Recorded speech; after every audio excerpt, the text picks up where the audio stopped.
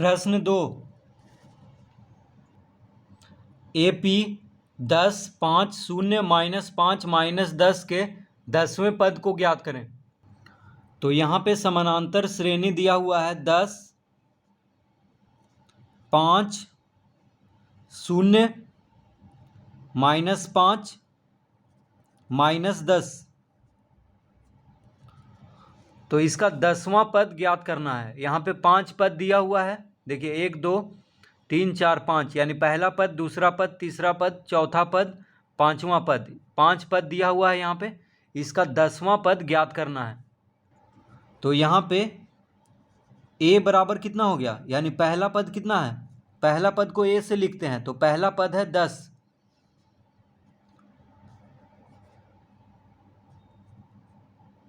और d मतलब होता है सार्व अंतर, यानी सभी पदों का अंतर कितना है। तो सार्व अंतर कैसे निकलेगा, दूसरा पद में से पहला पद को घटा देंगे या तीसरा पद में से दूसरा पद को घटा देंगे। तो कोई भी दो पदों को घटाएंगे तो सार्व अंतर ज्ञात हो जाएगा। जैसे तीसरा पद में से दूसरा पद को भी घटा देंगे तो भी आ जाएगा। चौथा पद में से, यानी 5वां पद में से चौथा पद को भी घटा देंगे तो भी सार्व अंतर ज्ञात हो जाएगा। तो 5 में से 10 को घटा देते हैं, यानी दूसरा पद में से पहला पद को घटा देते हैं, तो कितना आ जाएगा, -5। तो d बराबर आ गया -5, यानी सार्व अंतर है, सभी पदों का अंतर है -5। तो पहला पद 10 हो गया, सार्व अंतर हो गया -5। अब हमको निकालना है 10वां पद। तो इसका एक सूत्र होता है Tn बराबर a plus n-1 into D. तो nवां पद कैसे ज्ञात होता है, इसका सूत्र होता है a plus n-1 into D, यानी हमको ज्ञात करना है 10वां पद, ठीक है। तो n के जगह पे 10 लिख लेंगे, तो Tn है तो T 10 लिखेंगे, क्योंकि 10वां पद ज्ञात करना है। a यानी पहला पद कितना है, 10 है, तो a के जगह पे 10 लिख दिए। n के जगह पे 10 लिखेंगे क्योंकि 10वां पद ज्ञात करना है। तो a पहला पद भी 10 है और 10वां पद ज्ञात भी करना है, तो जो पद ज्ञात करना है उसको n के जगह पे लिखना है। तो Tn, तो T 10 लिख लिए, फिर n के जगह पे 10 लिख लिए, गुना d कितना है, सार्व अंतर है -5। तो इस सूत्र के माध्यम से Tn बराबर a plus n-1 Guna d, ये होता है सूत्र, जिससे जो भी पद पूछे वो ज्ञात कर सकते हैं। तो हो जाएगा 10 प्लस 10 -1, यानी 10 में से 1 घटा देंगे, 9, तो 9 गुना -5, तो हो जाएगा 10 प्लस 9 × 5 = 45, यानी -45। तो हो गया 10 प्लस माइनस माइनस, तो 45 में से 10 घटा देंगे, 35 आएगा, और बड़ा संख्या माइनस में है तो -35। तो 10वां पद हो गया -35। तो इस तरह से इस समानांतर श्रेणी का 10वां पद ज्ञात करेंगे।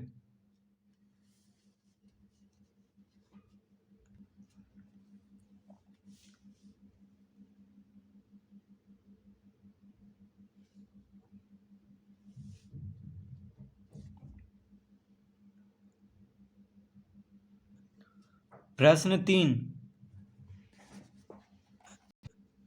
AP 13/5, 7/5, 1/5 -1 के 10वें पद को ज्ञात करें।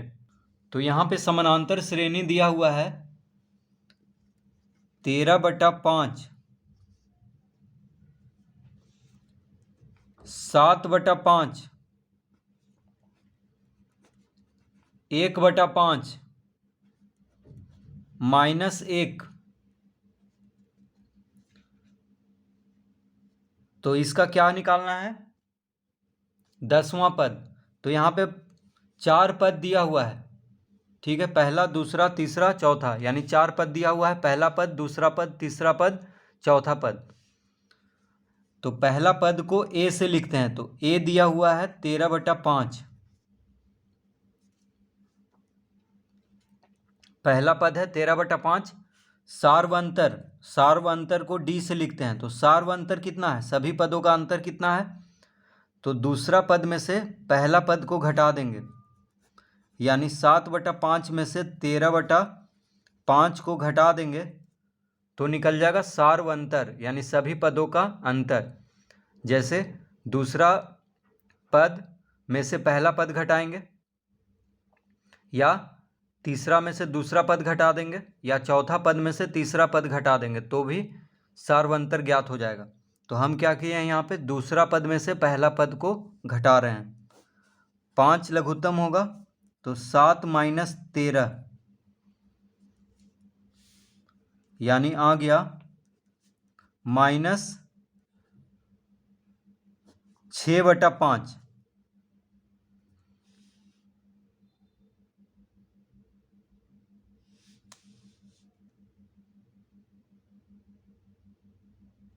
तो सार्वअंतर आ गया -6/5। 13 में से 7 घटाएंगे 6 आएगा, और 13 माइनस में, इसलिए -6/5 हो गया। तो पहला पद और सार्वअंतर ज्ञात हो गया है। अब सूत्र लगा देंगे। तो सूत्र होता है TN बराबर A + n-1 into D. TN बराबर A + n-1 इंटू डी, ये सूत्र होता है। तो 10वां पद कह रहा है, तो n के जगह पे 10 लिखेंगे, n के जगह पे 10 लिखेंगे, a के जगह पे कितना लिखेंगे, पहला पद कितना है 13/5 है, तो a हो गया पहला पद, n के जगह पे 10वां पद कह रहा है, इसीलिए n के जगह पे 10 लिखेंगे, इंटू डी यानी सार्वअंतर। तो सार्वअंतर कितना आया -6/5।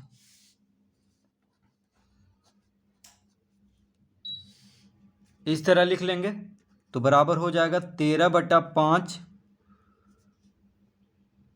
प्लस 10 में से 1 घटाएंगे तो 9, तो 9 गुना -6/5, तो हो जाएगा 13/5 माइनस, अब देखिए 6/5 माइनस में है, 9 प्लस में है, तो प्लस माइनस माइनस होगा यहाँ पे, क्योंकि गुना पहले करेंगे उसके बाद जोड़ेंगे। तो 9 × 6 = 54, यानी -54/5। 9 × 6 क्या हो जाएगा 54, तो -54 आएगा, क्योंकि यहाँ माइनस है यहाँ प्लस है, तो प्लस माइनस माइनस। अब इसको घटा देंगे, 5 लघुत्तम लेंगे, तो 13 - 54, 54 में से 13 को घटाएंगे, 4 में से 3 गया 1, 5 में से 1 गया 4, यानी 41 -41/5 आएगा, -41/5, क्योंकि 54 माइनस में है, बड़ा संख्या माइनस में है, इसीलिए -41/5 इसका उत्तर होगा। तो 10वां पद हो गया -41/5 इस समानांतर श्रेणी का।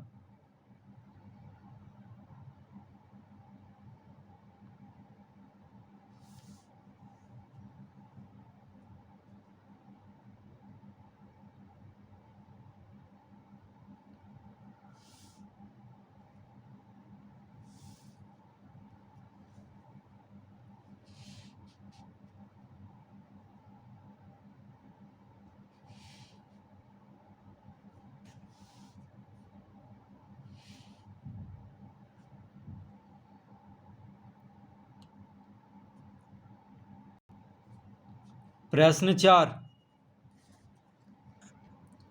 AP 2, 5, 8, 11 के 20वें और 25वें पदों का योग निकालें।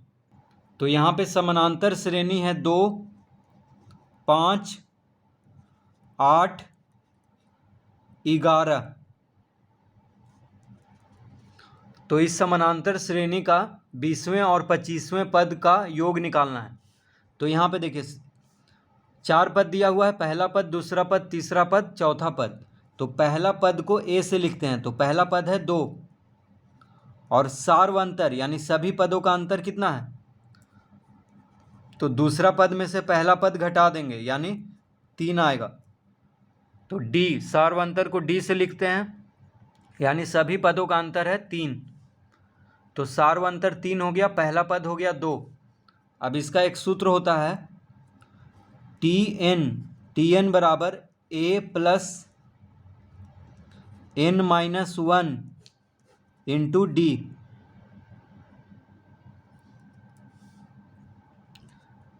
तो कैमा पद कह रहा है 20वां पद, तो पहले 20वां पद निकाल लेते हैं। तो एन के जगह पे 20 लिखेंगे। ये सूत्र होता है टी एन बराबर A plus N minus 1 into D. तो ए के जगह पे 2 लिख लेंगे पहला पद, एन के जगह पे 20 क्योंकि 20वां पद निकालना है, और डी के जगह पे कितना लिखेंगे 3, सार्वंतर। तो इस तरह 20वां पद निकल जाएगा। तो 2 प्लस 20 में से 1 घटाएंगे 19, 19 गुना 3, तो 19 तिया 9 तिया 27, 3 2 5 यानी 57। तो 57 और 2 को जोड़ देंगे 59।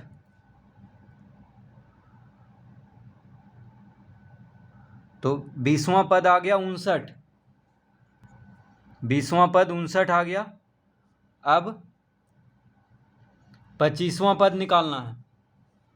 तो लिखेंगे अब T25 यानी 25वां पद निकालना है।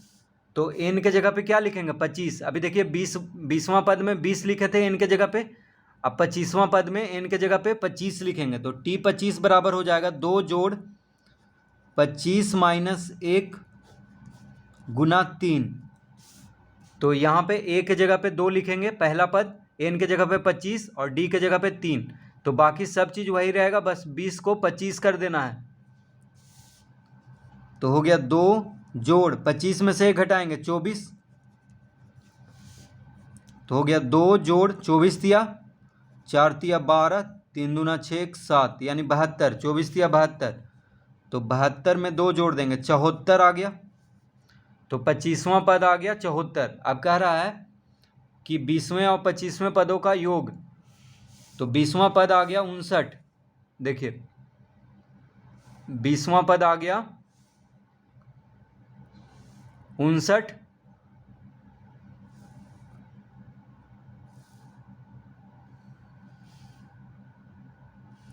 और 25वां पद आ गया 74।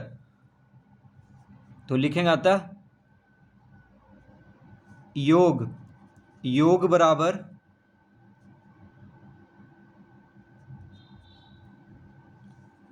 59।